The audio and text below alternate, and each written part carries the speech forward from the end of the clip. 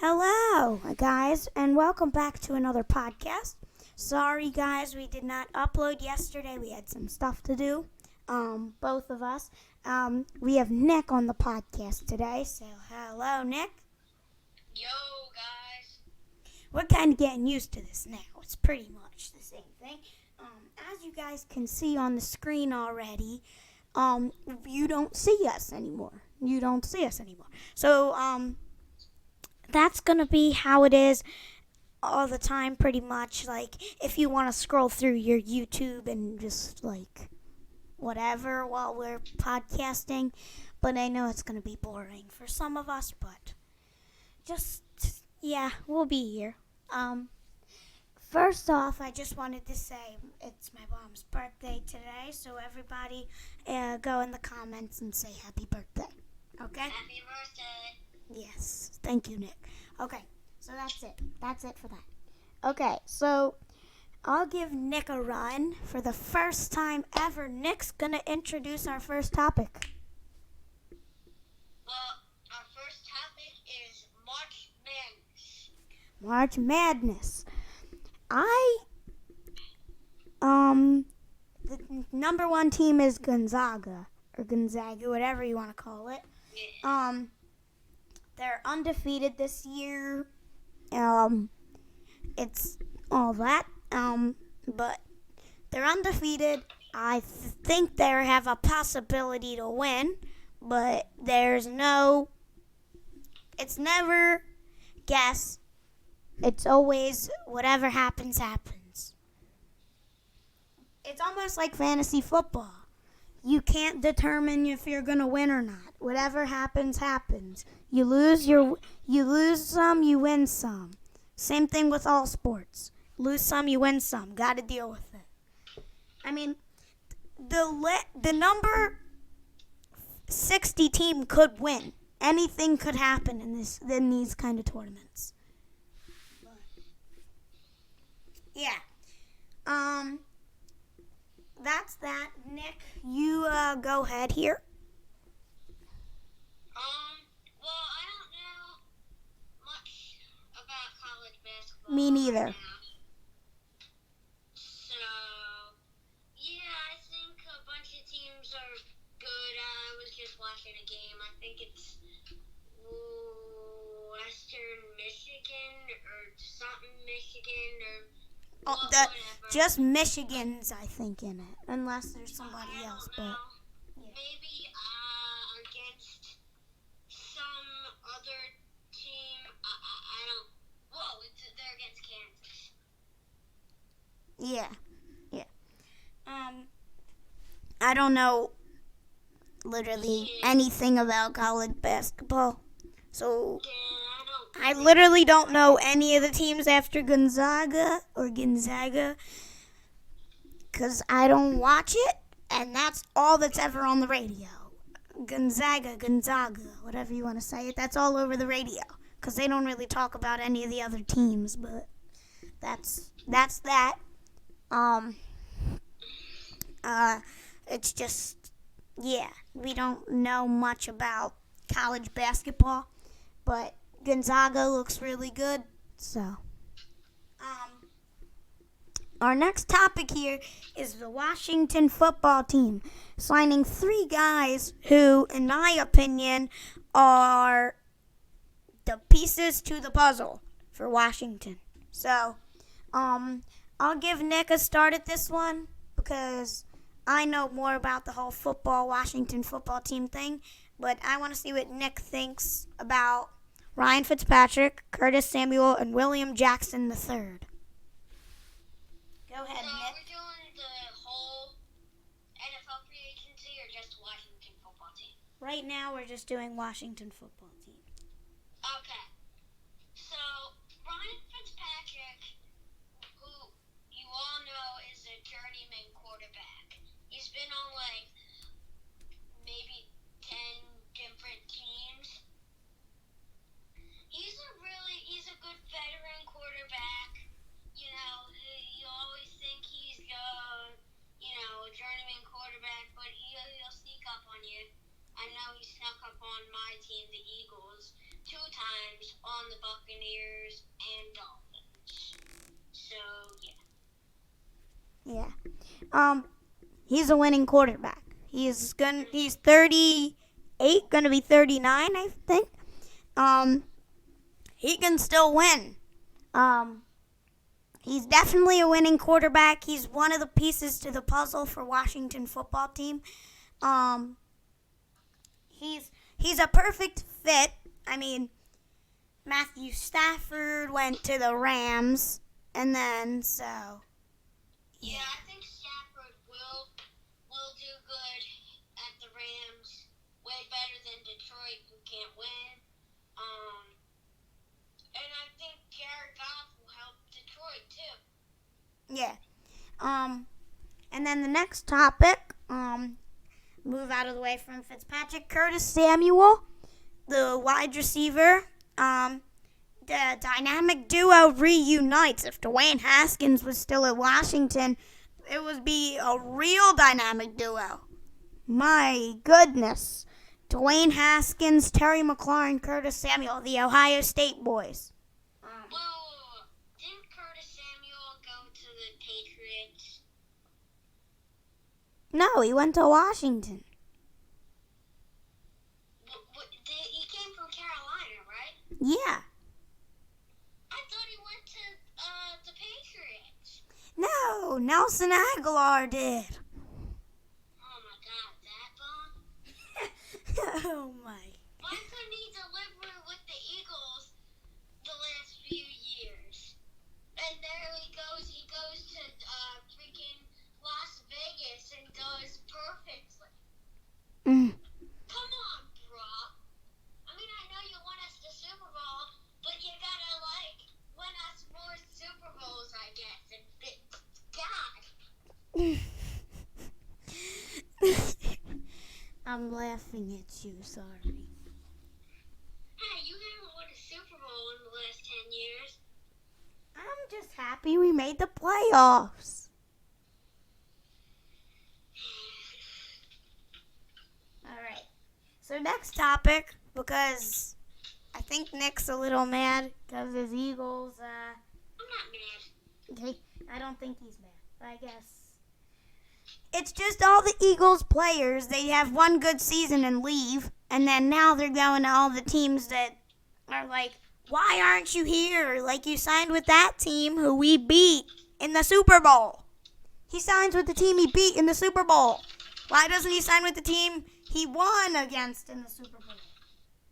Why is he going to the team he lost in the Super Bowl? No clue. All right, so next, yes. So keep going with the Curtis Samuel topic. He's the second piece to this puzzle. We needed a wide receiver that could catch. Steven Sims is out here. Steven Sims is out of Washington. Cam Sims is staying. But then we have Curtis Samuel, Washington's Curtis Samuel, who is a great receiver. He's still young, 24 years old. He can be good in the future. I definitely feel like he's a good receiver for how young he is. Him and Terry McLaurin are going to be a huge duo. It's just no doubt. All right. And then we have William Jackson, the best corner in free agency from the Bengals. His first career interception was against the Packers. Aaron Rodgers threw it to him, and he took it to the house for a 75-yard return. So, Nick, do you think these are the three pieces to the puzzle for Washington? Yeah, I guess. He's an Eagles fan, so I don't know if he likes that we have the pieces to the puzzle. Yeah, I still think you're going to be bad. There you go. When his team lost twice to us. But, the next topic is what we kind of talked about. The Patriots are signing everybody they see in free agency. My Lord. Nelson Aguilar, Jonnu Smith, Hunter Henry. Bill Belichick He's must be really mad that Tom left and won a Super Bowl because he's just signing a bunch of stars in the NFL. Like, are you kidding, bro? why would you sign two great tight ends when you might be able? I mean, who is their tight end? I mean, they needed one because their backup tight end was pretty decent this year. They don't need two. What is Hunter Henry going to play? Offensive line?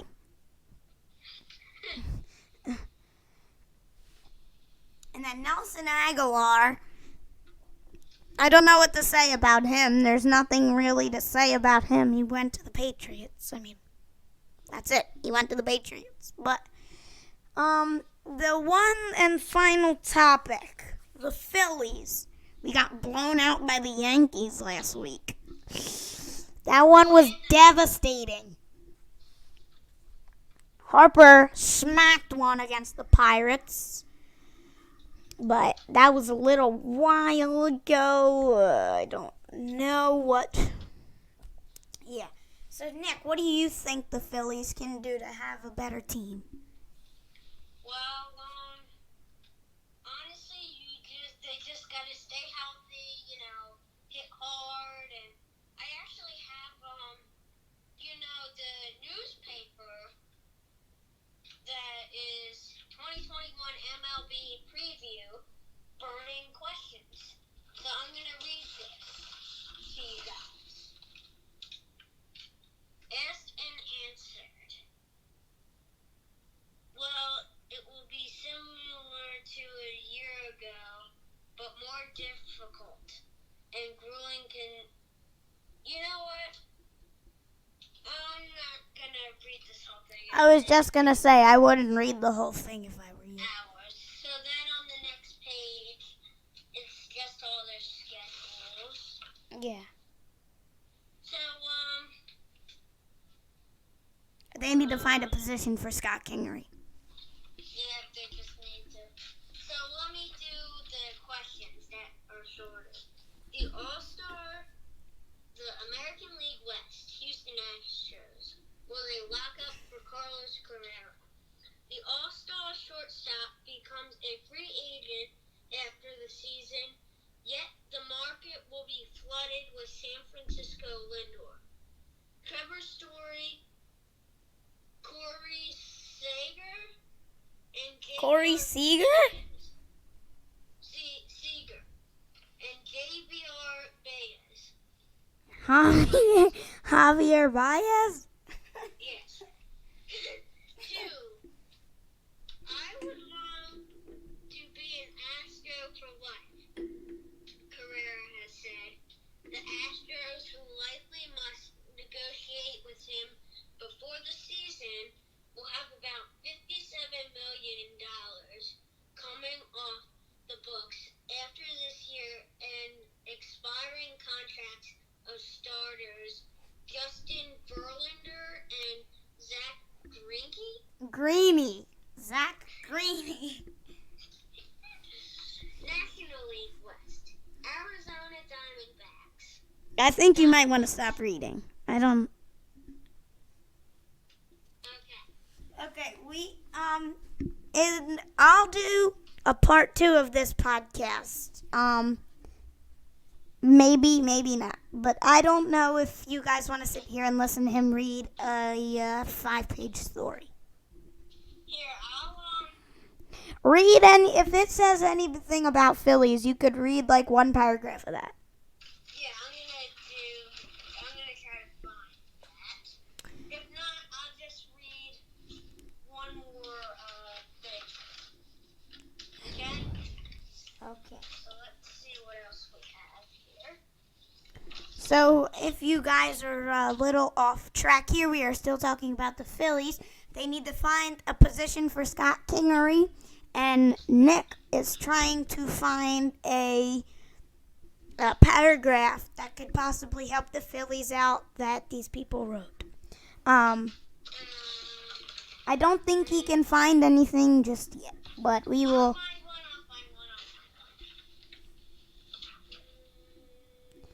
but we're over the 15-minute mark. Still rolling. Alright, just wait a second. Okay. I can't seem to find anything, but I think we got a good story. So, Colorado Rockies, are they done making trades? After dealing third baseman Nolan Arenado. it's uncertain whether Colorado will go into full rebuilding mode. The big target for opposing teams could be shortstop Trevor Story, the two-time All-Star who is entering the final year of his contract. Financial difficulties could push Colorado to unload more of its most expensive players. Okay. All right. Well, that's going to be today's podcast. Make sure you guys tune in next Friday. Oh, I found one on the Phillies. That's fine. We'll read it in a little bit. No, I want to find it. I want to read it. Yeah. All right. Okay. Philadelphia Phillies. Can Bradley help solidify the bullpen? Archie Bradley signed a 1-year, $6 million contract, and is expected to handle the closer role. Bradley had a 2.95 ERA during the past 4 seasons and averaged more than a strikeout per inning. The Phillies composed a 7.06 bullpen ERA last year. Bradley figures to allow former closer Hector Neris to switch an ace inning role, which should elevate a trouble spot. Okay, good job. That is our podcast, I guess. That is our podcast today. Make sure you guys come next Friday for the podcast. I think we'll be able to do it next Friday. Yes. But who knows? The Nick and Knowles. We are out. Nick and Knowles people. We are, and we're sorry. If we don't upload on Friday night, it's because we have to do stuff.